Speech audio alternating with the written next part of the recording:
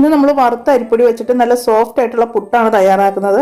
അപ്പോൾ ഈ ഒരു പൊടി വെച്ചിട്ട് തന്നെ പുട്ട് കഴിക്കാൻ ഇഷ്ടമില്ലാത്ത കുട്ടികൾക്ക് പോലും ഇഷ്ടമാവുന്ന രീതിയിൽ ഒരു ഇൻഗ്രീഡിയൻസ് കൂടി ചേർത്തിട്ട് കുട്ടികൾക്ക് സ്പെഷ്യലായിട്ടൊരു പുട്ട് കൂടി തയ്യാറാക്കുന്നുണ്ട്. അപ്പോൾ വീഡിയോ സ്കിപ്പ് ചെയ്യാതെ മുഴുവനായും കാണുക. അപ്പോൾ എങ്ങനെയാണ് ഇത് തയ്യാറാക്കേണ്ടത് നോക്കാം.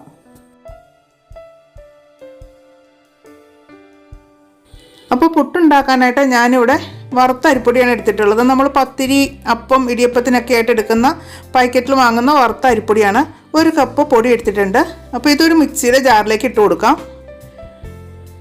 പിന്നെ വേണ്ടത് ചോറാണ്. നമ്മൾ ഉപയോഗിക്കുന്ന ഏത് ചോറാണേലും കുഴപ്പമില്ല. ഞാനിവിടെ മട്ട റൈസിൻ്റെ ചോറാണ് എടുത്തിട്ടുള്ളത്.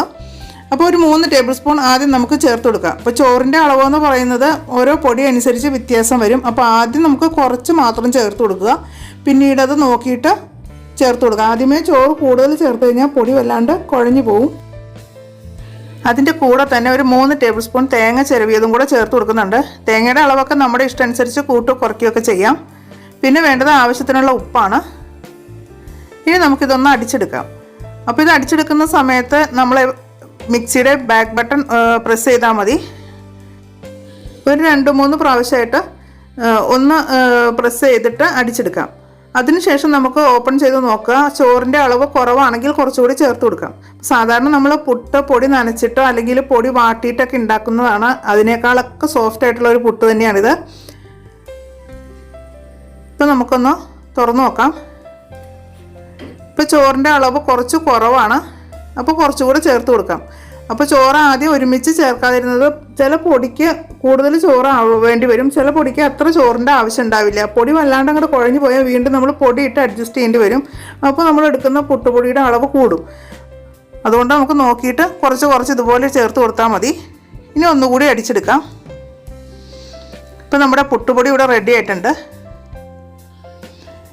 വളരെ എളുപ്പത്തിൽ തയ്യാറാക്കാൻ പറ്റിയ പുട്ടുപൊടിയാണ് കേട്ടോ. നമ്മൾ പൊടി വാട്ടുക അല്ലെങ്കിൽ നനയ്ക്കുക അങ്ങനത്തെ ഒരു പരിപാടിയില്ല. നല്ല സോഫ്റ്റ് ആയിട്ടുള്ള പുട്ടുപൊടിയാണ്. വൈകുന്നേരം ആയാലും ഈ പുട്ട് ഉണ്ടാക്കി കഴിഞ്ഞാലും നല്ല സോഫ്റ്റ് തന്നെയാണ്. അപ്പോൾ ഇതാണ് പുട്ടുപൊടിയുടെ ഒരു പാകം. നമ്മൾ കയ്യിൽ വെച്ചൊന്ന് പ്രസ് ചെയ്യുമ്പോൾ ഇതുപോലെ ഉരുണ്ട് വരും. എന്നിട്ട് നമുക്കത് പൊടിച്ചിട്ട് കഴിഞ്ഞാൽ കറക്റ്റായിട്ട് ആ പുട്ടുപൊടി നനച്ചെടുത്ത പോലെ തന്നെ കിട്ടും. ഇനി അടിച്ചെടുത്ത പൊടി നമുക്കൊരു ബൗളിലേക്ക് ഇട്ട് കൊടുക്കാം. അപ്പോൾ ഈ പൊടി ഉണ്ടാക്കിയിട്ട് പെട്ടെന്ന് തന്നെ പുട്ടുണ്ടാക്കണമെന്നൊന്നുമില്ല. നമുക്ക് എപ്പോഴാണ് സൗകര്യം അതനുസരിച്ച് പുട്ടുണ്ടാക്കിയാൽ മതി. ഇപ്പോൾ രാവിലെ അടിച്ചിട്ട് ബാക്കി വരുന്ന പൊടിയാണെങ്കിലും അത് നമുക്ക് ഫ്രിഡ്ജിലേക്ക് വെച്ചിട്ട് രാത്രിയിലേക്ക് വേണമെങ്കിലും തയ്യാറാക്കാം. എന്നാലും നല്ല സോഫ്റ്റ് ആയിട്ടുള്ള പുട്ട് തന്നെയാണ് കേട്ടോ. അപ്പോൾ ഇനി നമുക്ക് പുട്ട് തയ്യാറാക്കാം. അപ്പോൾ ഞാൻ കുക്കറിൽ വെള്ളം സ്റ്റീം ചെയ്യാൻ വെച്ചിട്ടുണ്ട്. ഇതിലേക്ക് ആദ്യം ചിരട്ടപ്പുട്ടിൻ്റെ ഒരു മോൾഡാണ് എടുത്തിട്ടുള്ളത്. അപ്പോൾ അതിലേക്ക് ആദ്യം ഇത്തിരി തേങ്ങ ഇട്ട് കൊടുക്കുക. പിന്നെ നമ്മൾ ആവശ്യത്തിനുള്ള പൊടി ഇതിലേക്ക് ഇട്ട് കൊടുക്കാം. അപ്പോൾ പൊടി ഇടുന്ന സമയത്ത് ഒരുപാട് അങ്ങോട്ട് കുത്തി നിറച്ചിട്ട് ഇടരുത്, പ്രസ് ചെയ്തിട്ട് ഇടരുത്. ഓരോ സ്പൂണായിട്ട് കോരി ഇടുക. എന്നിട്ട് മോൾ വശം ഒന്ന് ലെവൽ ചെയ്തിട്ട് കുറച്ച് തേങ്ങയും കൂടെ ഇതിൻ്റെ മുകളിലേക്ക് വെക്കുക. അപ്പോൾ തേങ്ങയൊക്കെ ചേർക്കുമ്പോൾ പുട്ടിന് നല്ല ടേസ്റ്റാണ്. ഇനി നമുക്കിത് സ്റ്റീം വരുന്ന സമയത്ത് കുക്കറിൻ്റെ മുകളിൽ വെച്ചിട്ട് ഒരു 5 മിനിറ്റ് ഒന്ന് ആവി കയറ്റി എടുക്കാം. ഒരുപാട് സമയം പുട്ട് അങ്ങോട്ട് ആവി കയറ്റരുത്. ഒരുപാട് സമയം പുട്ട് സ്റ്റീം ചെയ്തെടുക്കുമ്പോഴത്തേക്കും പുട്ട് ഹാർഡായി പോകും. പുട്ടിന് നന്നായിട്ട് ആവി വന്ന ഒരു 5 മിനിറ്റ് കൂടെ കഴിഞ്ഞതിന് ശേഷം നമുക്കിത് പാത്രത്തിലേക്ക് മാറ്റാം. ആവി വന്നിട്ട് ഒരുപാട് സമയം വെക്കരുത്. മാക്സിമം പോയാൽ 5 മിനിറ്റ് കൊണ്ട് തന്നെ നമ്മുടെ പുട്ട് റെഡിയായി കിട്ടും. അപ്പോൾ ഇത് നമുക്കൊരു പാത്രത്തിലേക്ക് മാറ്റാം. കണ്ടോ, നല്ല സോഫ്റ്റ് ആയിട്ടുള്ള പുട്ടാണ്.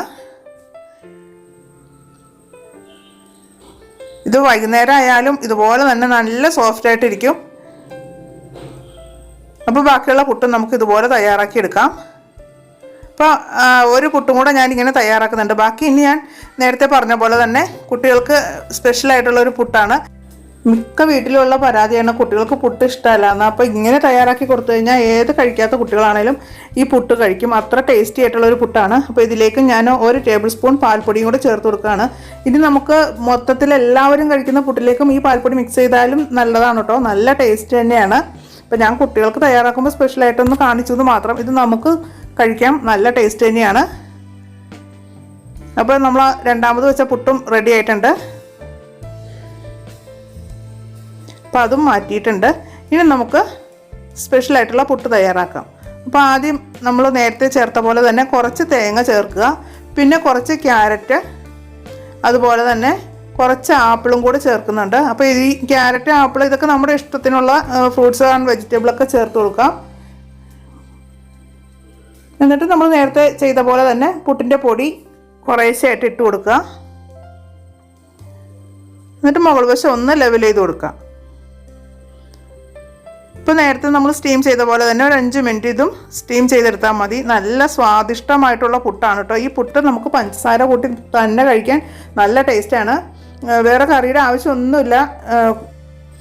നല്ല ചൂടോടുകൂടി തന്നെ കുറച്ച് പഞ്ചസാരയും കൂടെ ചേർത്ത് കുട്ടികൾക്ക് കൊടുത്തു കഴിഞ്ഞാൽ അവർക്ക് ഒരുപാട് ഇഷ്ടമാവും. നല്ല ടേസ്റ്റ് തന്നെയാണ്. അപ്പോൾ ഈ പുട്ടും ആയിട്ടുണ്ട്. നമുക്കിതും പാത്രത്തിൽ നിന്ന് മാറ്റാം. നല്ലൊരു മണമാണ് കേട്ടോ. ആ ക്യാരറ്റും ആപ്പിളൊക്കെ നന്നായിട്ട് സ്റ്റീമായിട്ട് നല്ല മണമാണ് കേട്ടോ ഈ പുട്ടിന്. ആ പാൽപ്പൊടി ചേർത്തതിൻ്റെയൊക്കെ നല്ല ടേസ്റ്റി ആയിട്ടുള്ള പുട്ട് തന്നെയാണ്. അപ്പോൾ ഇന്നത്തെ വീഡിയോ നിങ്ങൾക്ക് എല്ലാവർക്കും ഒരുപാട് ഇഷ്ടമായി എന്ന് വിചാരിക്കുന്നു. കുട്ടികൾക്കൊക്കെ ഇതുപോലെ തയ്യാറാക്കി കൊടുക്കുക. പുട്ട് കഴിക്കാത്ത കുട്ടികളാണെങ്കിൽ ഒരു പ്രാവശ്യം ഇത് കഴിച്ചു കഴിഞ്ഞാൽ വീണ്ടും ചോദിച്ചു വാങ്ങി കഴിക്കും. അത്ര ടേസ്റ്റി ആയിട്ടുള്ള നല്ല ഒരു സോഫ്റ്റ് ആയിട്ടുള്ള പുട്ട് തന്നെയാണ്. അപ്പോൾ ഇന്നത്തെ വീഡിയോ നിങ്ങൾക്ക് ഒരുപാട് ഇഷ്ടമായി എന്ന് വിചാരിക്കുന്നു. വീഡിയോയെക്കുറിച്ചുള്ള നിങ്ങളുടെ അഭിപ്രായങ്ങൾ താഴെയുള്ള കമൻറ്റ് ബോക്സിൽ എഴുതി അറിയിക്കുന്ന കാര്യം മറക്കല്ലേ. പിന്നെ നമ്മുടെ ചാനൽ ഇതുവരെ സബ്സ്ക്രൈബ് ചെയ്തിട്ടില്ലെങ്കിൽ മടിക്കാതെ ഒന്ന് സബ്സ്ക്രൈബ് ചെയ്ത് സപ്പോർട്ട് ചെയ്യണേ. അപ്പോൾ ഇന്നത്തെയും പോലെ വീണ്ടും നല്ല അടിപൊളി വീഡിയോകൾ കാണാം. അതുവരെയും താങ്ക്സ് ഫോർ വാച്ചിങ്. ബൈ.